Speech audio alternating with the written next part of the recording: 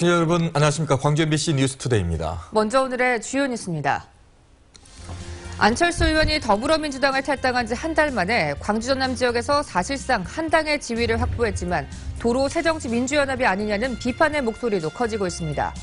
진도 쌍계사 청년고찰에서 20세기 초반 서양화의 유아기법으로 그려진 탱화가 대거 발견돼 문학의 안팎에 관심을 모으고 있습니다. 한파가 이어지고 있는 가운데 전기장판 과열에 의한 화재가 잇따르고 있어 주의가 필요합니다. 기아 타이거즈가 다음 주부터 본격적인 시즌 준비에 들어갑니다. 선수들은 전지훈련을 앞두고 몸 만들기에 한창입니다. 안철수 의원이 더불어민주당을 탈당한 지 한 달 만에 광주 전남 패권을 사실상 거머쥐었습니다.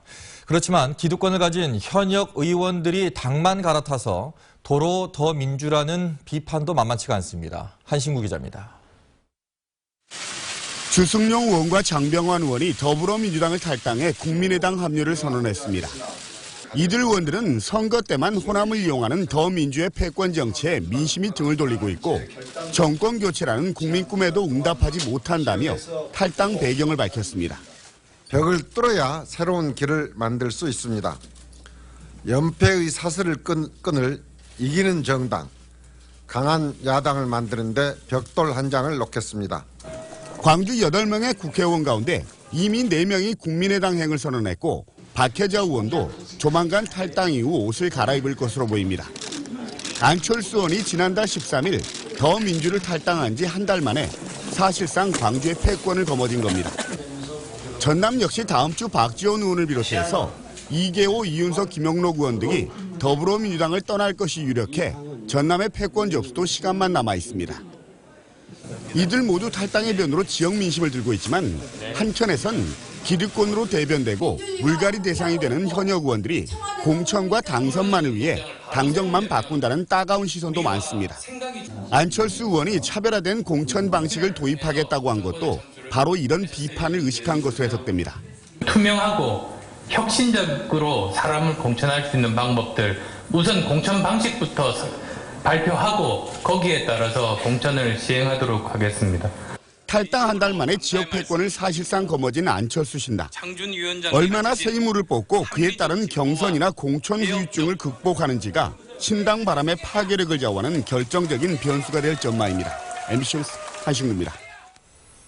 어린이집 누리과정 예산 편성 문제를 놓고 교육부와 시도교육청이 날선 공방을 벌이고 있습니다. 예산이 있다, 또 예산이 없다 서로 다른 주장을 하고 있는데 누구 말이 맞을까요? 김양훈 기자가 취재했습니다. 전남 어린이집 누리과정 소요액은 951억 원. 교육부는 도교육청이 자체 예산을 절감하면 841억 원을 누리과정에 투입할 수 있다고 보고 있습니다. 정부 지원금과 지자체 전입금을 합하면 오히려 돈이 남는다는 것입니다. 하지만 전라남도 교육청은 엉터리 분석이라고 반박합니다. 지난해 쓰고 남은 예산, 순세계 잉여금이 있지만 대부분 사용처가 있는 예산. 누리과정 예산을 편성하면 교육 환경시설 개선 등에 투자할 수 없게 됩니다. 초중고의 교실 여건 개선이랄지 누수분 부분, 화장실 개수할 부분이 많습니다. 근데 그 부분이 어린이집으로 가버리면 초중고에 투자할 여력이 없게 되죠. 인건비 계산법도 다릅니다. 전남 지역 올해 퇴직자는 515명, 신규 교사들이 그 자리를 대체합니다. 교육부는 고호봉자와 저호봉자 똑같이 평가해 인건비를 과다 책정했고 이를 감안하면 171억 원을 마련할 수 있다고 봅니다. 그렇다면 그대로 남는 돈일까? 휴직자가 발생하면 기간제 교사를 써야 하고 각종 수당 개정에 의한 인상분도 고려해야 합니다. 심지어 퇴직 예정자 수 자체부터 근거가 없다는 것이 교육청의 주장입니다. 퇴직이 이루어져 봐야지만 재원이 저희들이 어느 정도 남을지를 추정할 수 있고 또 그 부분에 대해서 남는 재원에 대해서는 저희들이 지금 그 본예산에 편성 못한 기간제 교사 인건비 등으로 편성할 계획을 가지고 있습니다. 지자체 전입금도 교육부는 212억 원, 도교육청은 42억 원으로 다릅니다. 양측은 1년 가까이 같은 주장을 되풀이하며 서로 직무유기라고 비난하고 있습니다. 하지만 누리과정 논란은 대통령의 공약에서 출발한 만큼 대결과 압박보다는 정부가 해법을 제시하는 데 주력해야 한다는 지적입니다. MBC 뉴스 김양훈입니다. 현재 눈과 비가 섞인 진눈깨비가 내리고 있는데요. 아침까지는 산발적으로 눈비가 이어지겠습니다. 또 공기도 차가운데요. 현재 광주가 0.1도, 찬바람 때문에 체감온도 영하 2도까지 떨어져 있습니다. 노면이 많이 미끄러운 만큼 출근길에 안전 운전하셔야겠고요. 보행자는 비탈길이나 언덕길을 지날 때 주의하셔야겠습니다. 앞으로 광주와 전남 북부에 1에서 3cm의 눈이 또 5mm 미만의 비가 오다가 아침에는 대부분 그칠 것으로 보입니다. 구름 영상입니다. 호남 지방을 중심으로 구름이 많이 껴 있는데요. 오늘은 고기압의 영향권에서 구름 많이 낀 날씨가 이어지겠고 여수에는 여전히 건조주의보가 발효 중입니다. 출근길 기온입니다. 장성 0도, 담양 영하 1.2도로 어제 같은 시각보다 조금 높고요. 낮에는 어제보다 1도에서 2도가량 더 오르겠습니다. 곡성 5도, 순천 6도, 광양 7도가 예상됩니다. 날씨였습니다. 강추위가 기승을 부리면서 전기장판 많이 사용하죠. 하지만 화재에 주의하시기 바랍니다. 이 전기장판은 겨울철 화재의 주범인데요. 어제도 인명피해가 발생했습니다. 송정은 기자입니다. 주택에서 시커먼 연기가 쉴 새 없이 뿜어져 나옵니다. 15분간의 화재에 집은 순식간에 잿더미로 변했습니다. 오전 10시쯤에 난 불로 인해 지병으로 거동이 불편했던 96살 노모 할머니가 연기에 질식해 숨졌습니다. 경찰은 노할머니가 누워있던 전기장판에서 불길이 시작된 것으로 추정하고 있습니다. 육안으로 봤을 때는 전기장판에서 불이 처음에 시작된 것으로 보여집니다. 단락품이라고 이렇게 접속 불량됐을 때 있지 않습니까? 지난해 9월에도 목포에서 전기장판 추정 화재로 일가족 4명이 부상을 입기도 했습니다. 전기장판류 안전사고는 지난 4년 동안 꾸준히 증가했고 화재나 화상사고가 이중 80% 가까이를 차지했습니다. 과열과 누전, 내부 조절기 이상으로 화재 발생 위험이 높은 전기장판은 베개와 매트리스 위에서 사용되기 때문에 불이 나면 유독가스에 의한 질식사 가능성이 높습니다. 그 전기장판을 사용하실 때 온도 조절 장치 같은 걸 점검을 잘 해주셔야 합니다. 그리고 너무 고온에다 놓고 사용한다든가 또 특히 외출하실 때는 반드시 플러그를 반드시 빼주셔야 돼요. 특히 저소득층 등과 같은 에너지 빈곤층의 경우 난방비 한 푼이라도 아끼기 위해 전기장판만을 사용하고 있어 화재 위험에 고스란히 노출돼 있습니다. 2년 전 조사에서 광주 전남에서는 한겨울 넉 달 동안 1,500여 가구가 난방을 전혀 하지 않은 채 전기장판에 의지하며 겨울을 나고 있는 것으로 파악됐습니다. MBC 뉴스 송정근입니다. 광주 광산경찰서는 흉기로 상가 주인을 위협해 금품을 빼앗아 달아난 혐의로 26살 양모 씨를 붙잡아 조사하고 있습니다. 양 씨는 지난 11일 저녁 7시 30분쯤 광주시 광산구 월계동의 한 옷가게에 침입한 뒤 흉기로 주인을 위협해 현금 4만 원을 빼앗아 달아나는 등 이틀 동안 3차례에 걸쳐 강절도 행각을 벌인 혐의를 받고 있습니다. 경찰 조사 결과 지난해 만취 상태에서 운전을 하다 사고를 난 뒤 달아나 수배 대상이 된 양 씨는 생활비를 마련할 목적으로 이 같은 일을 한 것으로 드러났습니다.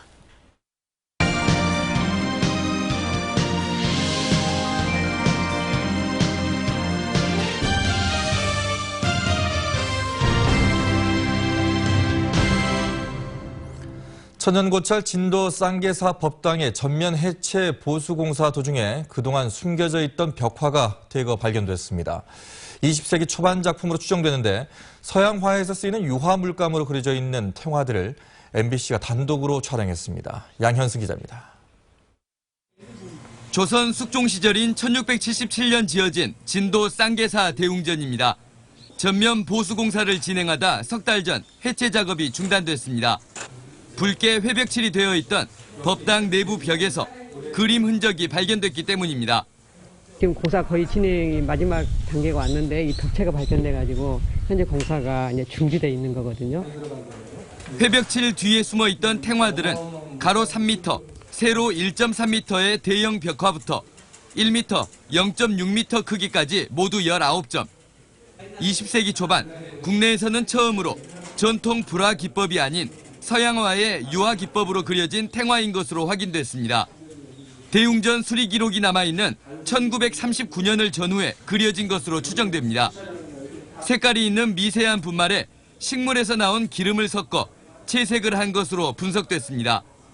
정교하지 않아 불교 예술적 가치는 미흡하지만 탱화가 서양화로 그려진 배경과 회벽칠로 가려지게 된 이유, 작가 등은 근대 문화적 연구 가치가 높다고 평가되고 있습니다. 굉장히 정밀하게 그림을 그려야 되는데 부처님이나 이런 옥시라든가 여러 가지 모양새들이 근데 굉장히 이렇게 듬성듬성 좀 그려져 있습니다. 사실은.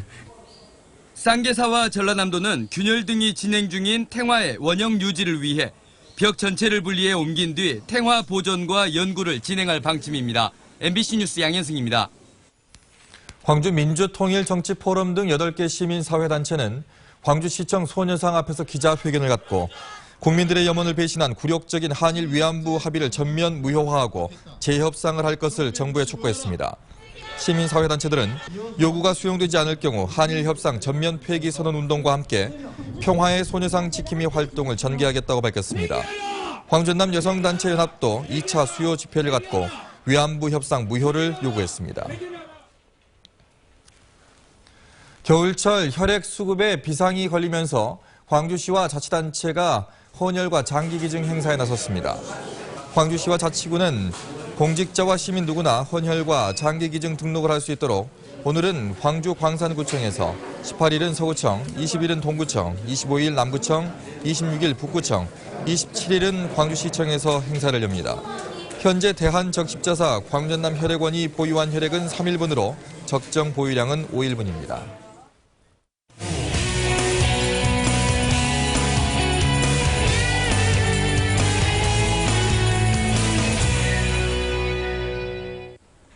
공공기관들이 이전해온 빛가람 혁신도시에서 청년들이 일터를 찾을 수 있도록 해당 기관의 직원들로부터 취업 정보를 직접 들어보는 연속 기획보도 시간입니다. 오늘은 그 4번째 순서로 한국콘텐츠진흥원입니다. 이계상 기자입니다. 한국콘텐츠진흥원은 창의적인 콘텐츠 산업을 육성해서 대한민국의 문화 영토를 넓히는 기관입니다.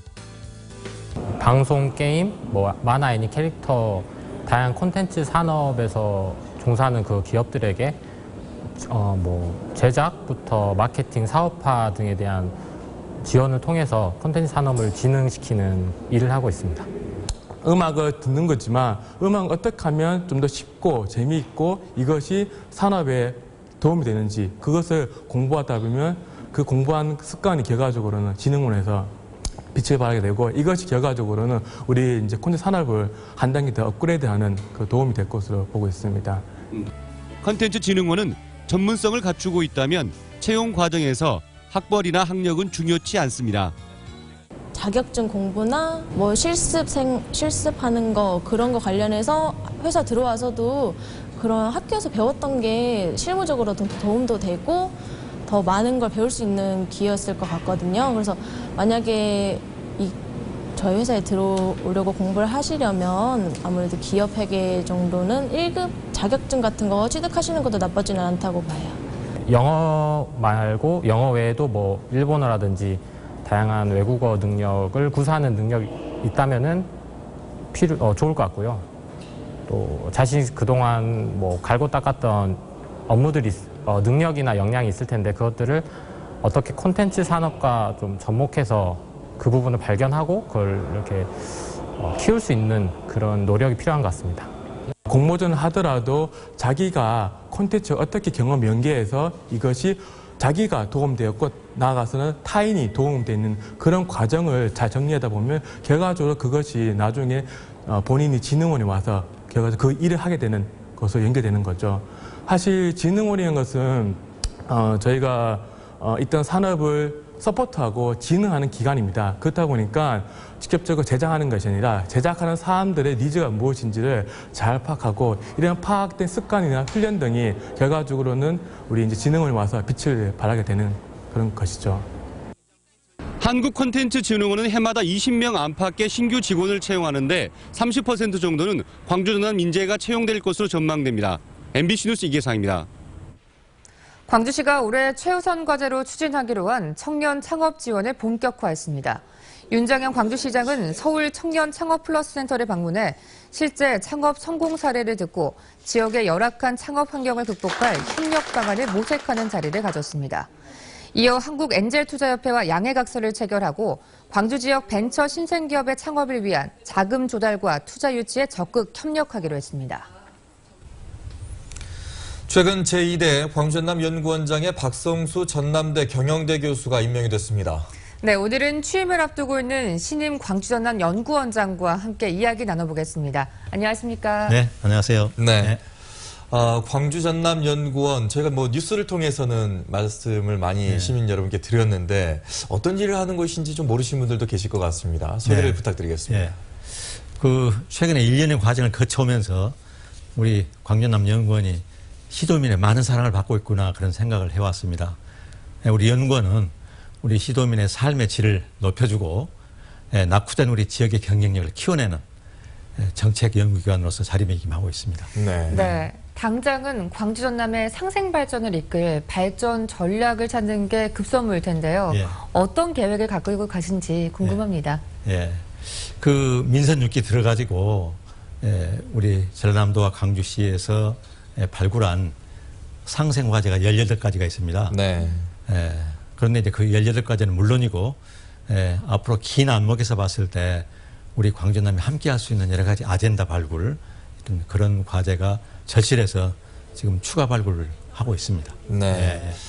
자, 하지만은 이제 광주나 전남이 지금 현재 시도의 정책으로 밀고 있는 것들이 좀 있죠. 자동차라든가 에너지 신산업이라든가 문화 콘텐츠 이런 것에 대해서는 연구원이 뒷받침을 하고는 있습니다만은 일각에서는 새로운 성장 동력을 발굴해야 되는 것이 연구원인데 시도의 정책만 뒷받침하는 것 같은 느낌이다. 이런 또 질책도 좀 하는 것이 있거든요. 어떻게 생각하십니까? 사실 그동안에 우리 연구원이 시도의 어떤 정책을 뒷받침하는 이런 수준에서 머무렀다는 것도 저희가 지적도 받았고 또 자인할 수 있는 사실입니다. 그렇지만 이제는 우리가 먼저 정책을 제안하고 또 선도하는 입장에서 어떤 리딩 싱크탱크로서 역할을 해야 되지 않겠는가. 그래서 우리 연구원의 자질 함양과 그다음에 어떤 조직의 시너지를 낼 수 있는 그런 쪽의 고민을 많이 하고 있습니다. 그러면은 앞으로는 독립성에 대해서는 좀 강화를 하겠다 이런 얘기로 받아들여도 되겠네요. 독립성과 자주성을 가지고 객관적이고 공정한 그런 정책 대안을 제시를 하겠습니다. 네, 앞선 질문과 비슷한 맥락인데요. 가장 중요한 게 이 연구원의 역량 강화하고 또 오랫동안 분리돼서 운영이 되었기 때문에 그 부분에 대해서 우려하는 부분이 높은데요. 이런 부분은 어떻게 개선해 나갈 계획이신가요? 참 좋은 질문이신데요. 제가 와서 봤더니 우리 연구원의 그 자질들이 아주 우수하고 그래서 그분들한테 충분한 동기부여를 해주고 또 어떤 일할 수 있는 자긍심 이걸 만들어주면 양질의 그런 연구 결과를 얻어낼 수 있겠다 하는 생각을 했습니다. 그리고 이제 통합된 시너지 효과를 노리기 위해서 이제는 한 지붕 두 가족이 아닌 두 가족으로 갈 수 있도록 그렇게 좀 시스템을 갖춰서 이끌고 갈 생각입니다. 그게 지금 가장 우려하는 부분이 아니실까 바라보시는 분들이 지금 현재는 통합은 돼 있습니다만은 과연 이게 잘 굴러갈 수 있을까 이렇게 걱정을 하시는 분들이 있을 텐데 그분들에게는 어떻게 말씀하시겠습니까? 우리 시도민께서 걱정을 안 하셔도 됩니다. 제가 그 전공하고 있는 게 바로 이 조직관리 또 인사관리 쪽에서 그 이질화된 조직 문화를 갖다 통합했는데 갈등을 최소화하면서 역량을 최대한으로 그 시너지를 키워낼 수 있는 그런 그 노하우들을 많이 가지고 있기 때문에 우리 합심해가지고 사랑받는 연구원을 거듭날 수 있도록 그렇게 노력을 하겠습니다. 이번에 준비하시면서 좀 많이 마음고생을 하셔서 그런지 모르겠지만 입술도 많이 좀 트셨고 지웠습니다. 고민이 많으시고 또 어렵게 또 중요한 자리를 맡으셨기 때문에 개인적으로도 많이 좀 부담도 되실 것 같은데 앞으로의 어떤 개인적인 소감, 계획도 말씀해 주시죠. 사실 제가 오늘 이렇게 나왔는데 입술이 좀 낮고 나올까 싶었지만 그렇지만 정말 우리 연구원의 그런 그 애정을 제가 좀 호소하고 싶어서 나왔습니다. 제가 청문회 과정도 거치고 어려운 시험도 치렀는데요. 이제는 정말 우리 지역사회에서 요구하는 그 니드가 뭔지 그걸 갖다가 절실하게 파악하고 또 우리 그 시도민의 그런 그 애정을 확인하면서 정말 사랑받는 연구원, 존경받는 연구원으로 장기적인 그런 발전해 갈 수 있는 그런 모티브를 만들겠습니다. 알겠습니다. 앞으로도 잘 하실 수 있도록 저희도 좀 많이 좀 응원을 좀 해야 될 것 같습니다. 오늘 나와주셔서 고맙습니다. 감사합니다. 기아 타이거즈 선수들이 다음 주부터 미국과 일본 전지훈련에 들어가는 등 본격적인 시즌 준비에 들어갑니다. 몸 만들기에 한창인 선수들 각오 들어봤습니다. 김철원 기자입니다. 좋아하는 탄산음료를 끊고 체중을 10kg이나 뺀 나지완. 지난해 자신을 비롯한 타선의 부진으로 가을 야구를 하지 못했다는 자책감에 일찌감치 몸 만들기에 나섰습니다. 본격적인 팀 훈련이 시작되기도 전에 눈에 띄게 날렵해진 모습으로 구슬땀을 흘리고 있습니다. 명예를 다시 한번 회복하고 싶고 그래서 안 먹고 안 자고 더 열심히 준비해서 사람들이 정말 나지완 열심히 준비했구나. 미뤄뒀던 결혼식을 치르며 한 가정의 가장이 된 양현종. 연봉에서도 리그를 대표하는 투수로 인정받은 만큼 최고 투수 대우에 걸맞는 실력을 보여주겠다고 다짐합니다. 윤성민이 올 시즌부터는 선발로 보직을 바꾸면서 부담감은 덜었지만 목표는 더 뚜렷해졌습니다. 뭐든지 작년보다 잘하는 겁니다. 방어율이나 탈삼진이나 이닝, 볼넷도 줄이는 게 모든 면에서 작년보다 더 높게 잡아야만이 제 스스로 발전할 수 있기 때문에. 매년 이맘때 10명 안팎 끼던 부상 선수들이 올해는 3명으로 크게 줄어든 것도 올 시즌 전망을 밝게 하는 요인입니다. 윤성민의 뒤를 이을 확실한 마무리 투수 발굴과 안정적인 득점 지원을 해줄 타격진 완성이라는 숙제를 받아놓고 있는 기아 타이거즈. 기아 타이거즈는 오는 16일부터 미국 애리조나와 일본 오키나와에서 올 시즌을 위한 담금질에 들어갑니다. MBC 뉴스 김철원입니다.